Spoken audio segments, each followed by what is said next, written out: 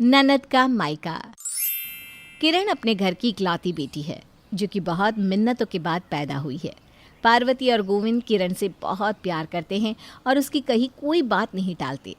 बचपन से ही किरण जिस चीज़ पर हाथ रख देती, पार्वती और गोविंद उसे दिलवा देते। एक रोज़ पार्वती का ससुर मदन उनसे कहता है, बहू, बेटी को इतना सर चढ़ाना अच्छी बात नहीं है। कल को वो अपने ससुराल में भी यही करेगी। किरण की शादी के बाद वो अपनी घर की हो जाएगी। काम तो तुझे तेरा बेटा ही आएगा ना। अपने ही बच्चों में भेदभाव करके तुम किरण को ज़िद्दी बना रही हो। याद रखना, एक दिन तुम्हें मेरी बात याद आएगी। एक तो इतनी मन्नतों के बाद 7 पीढ़ी के बाद इस घर में बेटी हुई है और आपको उसकी भी कदर नहीं है। मैं भी किरण को उतना ही प्यार करता हूँ जितना तुम करती हो, लेकिन इसका यह मतलब नहीं कि अपने पोते का हक उससे छीन लो। मदन के लाख समझाने पर भी पार्वती नहीं मानती और हमेशा किरण की साइड लेती है। दिन बीतने लगते हैं और किरण शादी के लायक हो जाती है। मदन किरण के लिए एक अच्छा घर परिवार देखता है। मेरी किरण की शादी ऐसी होनी चाहिए कि पूरा शहर देखता रहे। सालों तक शादी की चर्चा होती रहनी चाहिए। मेरे बाबूजी के पास पैसों की कोई कमी नहीं है। बड़े से बड़े होटल में करूँगा मैं अपनी बेटी की शादी। मदन किरण के लिए एक अच्छा परिवार देखता है और किरण की शादी राजेश से हो जाती है। शादी के कुछ दिनों तक तो सब कुछ ठीक रहता है। इधर मदन घनश्याम की शादी तय कर देता है। किरण भी शादी में आती है और रोने लगती है। माँ, माँ मेरी अटैची चोरी हो गई। अब मैं क्या पहनूंगी शादी में? अरे रो मत मेरी बेटी, रो मत। तेरे लिए कोई कमी थोड़ी ना है इस घर में। तेरे भाई की शादी है, तो महंगी से महंगी साड़ी पहनना। दोनों माँ बेटी बाजार जाकर अच्छी खासी शॉपिंग करते हैं। घर आकर किरण बहुत खुश होती है और मन ही मन कहती है, मैं चली गई तो क्या, इस घर पर हमेशा मेरा ही राज रहेगा। तभी वहाँ मदन आकर कहता है, तेरी शादी नहीं है जो तूने इतने महंगे और भारी कपड़े लिए और अपनी होने वाली भाभी के लिए इतने हल्के कपड़े। अरे उस बेचारी की तो शादी है। पार्वती, तुझे हमारे घर की इज्जत उड़ानी है क्या, जो किरण के कहने पर अपनी बहू के लिए इतने हल्के कपड़े लिए तूने? मैं भला क्यों ही माँ को कुछ सिखाने लगी? चुप हो जा, मुझे सब पता है। यह सब तेरा ही किया धरा है। मुझे तो डर है कि मेरे मरने के बाद पार्वती किरण के कहने पर कहीं घर ना लुटा दे। मदन रजनी के लिए भारी कपड़े और जेवर लाता है, जिन्हें देखकर किरण की आंखें उस पर टिक जाती है। ये जेवर तो मेरे पास होने चाहिए, वो गरीब रजनी के पास नहीं। रजनी और घनश्याम की शादी होती है और रजनी जैसे ही घर में प्रवेश करती है, किरण उसका रास्ता रोककर कहती है, भाभी, घर में तभी आ सकती हो जब मुझे जो चाहिए वो दोगी। क्या चाहिए बताइए ना। यही जो आपके गले में हार है ना, वो चाहिए मुझे। रजनी बिना सोचे एक बार में ही अपने गले से हार निकालकर किरण को दे देती है।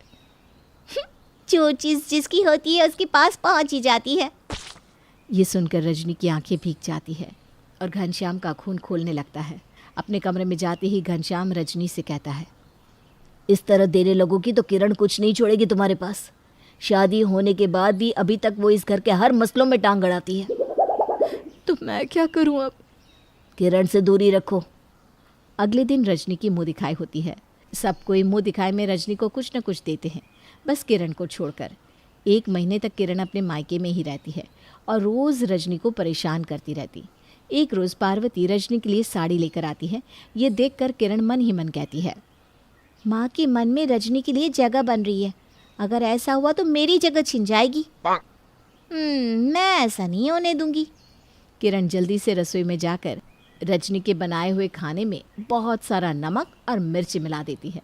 दोपहर में खाना खाते ही सबका मुंह बन जाता है। यह क्या बनाया है? दिमाग कहाँ है बहू तेरा? खाने की जगह नमक ही खिलाना है क्या बहू?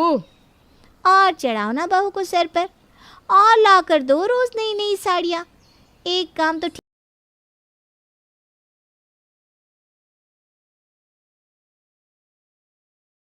ठीक से होता नहीं इससे। किरण खाने की थाली छोड़कर उठ जाती है। रजनी रोने लगती है और मदन से कहती है, दादाजी, मैंने खाना बहुत अच्छे से रोज़ की तरह बनाया था, पता नहीं ये कैसे हो गया। रजनी की बातें सुनकर मदन सब समझ जाता है। कोई बात नहीं बहू, कभी कभी हो जाता है तो रो मत। मदन पार्वती को जाकर कहता है, बहू, किरण को अपने ससुराल भेज दो। उसकी शादी हो गई है, वो अब अपना घर देखे।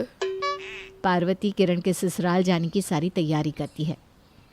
अभी मैं कहीं नहीं जाऊंगी, ये मेरा भी घर है।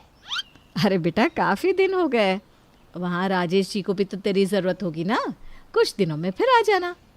किरण जाने के लिए मान तो जाती है, लेकिन जाते वक्त मोटी रकम लेती है। अपने ससुराल जाने के बाद किरण आए दिन पार्वती को फ़ोन करके रजनी के लिए सिखाती रहती। इधर मदन की मौत हो जाती है और किरण के रास्ते का कांटा दूर हो जाता है। एक दिन किरण अपनी माँ से कहती है, माँ, अब इस घर का हिस्सा कर दो। तुम्हारे जाने के बाद ये रजनी मुझे एक तुनका तक नहीं देगी। हिस्सा क्या करना है बेटा, जो कुछ मेरा है वो सब मेरे जाने के बाद घनश्याम और उसकी बीवी का है। मेरा हिस्सा? मैं भी तो इसी घर की बेटी हूँ। बेटा, ये घर भी तेरा है, लेकिन हिस्सा तो तुझे तेरे ससुराल में मिलेगा ना। फिर राजेश जी तो इतना कमाते हैं, तुझे यहाँ के हिस्से की क्या ज़रूरत है। किरण गुस्से में फ़ोन काट देती है। हिस्सा तो मैं अपने मायके में लेकर ही रहूँगी, चाहे फिर जो हो जाए।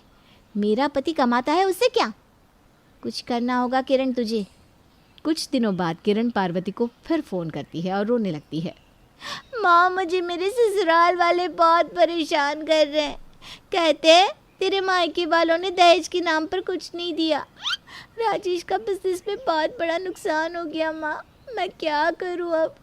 अगर राजेश ने कुछ कर लिया तो मैं कहीं की नहीं रहूँगी। इतनी कम उम्र में मैं विधवा कहाँ जाऊँगी। नहीं नहीं नहीं बेटा, ऐसा मत बोल, हम हैं ना तेरे साथ। राजेश जी को कुछ नहीं होगा। तू बता, कितना पैसे चाहिए तुझे? एक बार के लिए तो 10 लाख, फिर उसके बाद कोई नया काम शुरू करना होगा। ठीक है बेटा, मैं कुछ करती हूँ। पार्वती रजनी के जेवर बेच देती है और वो पैसे किरण को दे देती है। किरण अपनी चाल में कामयाब हो जाती है। इधर रजनी को जब पता चलता है कि उसके जेवर पार्वती ने बेच दिए हैं तो घर में झगड़ा हो जाता है। माँ, आपने रजनी के जेवर क्यों बेचे? बचपन से तो मेरा हक किरण को देती आई हो और अब रजनी के साथ भी यही सब कर रही हो। मैं ये नहीं होने दूंगा। मैंने चढ़ाए थे जेवर, सो मैंने ले लिए। क्या अपनी बेटी को मन नहीं देती मैं? किरण ठीक कहती है, रजनी उसे एक फूटी कौड़ी भी नहीं देगी। अब इस घर का बंटवारा होगा। अब मेरी किरण को मैं इस घर में हिस्सा दूंगी। दे दो ना, कौन सा मेरे कहने से आप नहीं दोगी? पार्वती किरण को मायके बुला लेती है और अपनी संपत्ति का बंटवारा 3 हिस्सों में करती है। एक हिस्सा घनश्याम का, एक हिस्सा किरण का और एक हिस्सा अपना रखती है। आखिर मेरा हिस्सा मैंने ले ही लिया, माँ का हिस्सा भी मुझे मिल जाए तो सोने पे सुहागा हो जाए। किरण पार्वती के कान भरती है और कहती है, देख लेना माँ, अब ये रजनी ना तेरे काम करने में नाटक करेगी। अरे मुझे किसी की ज़रूरत नहीं है बेटा, मैं नौकर रख लूँगी जो मेरी सेवा करेगा और उसे ही मेरा हिस्सा भी दूंगी। माँ, मैं ही तेरे पास रह जाती हूँ, हम माँ बेटी आराम से रहेंगे।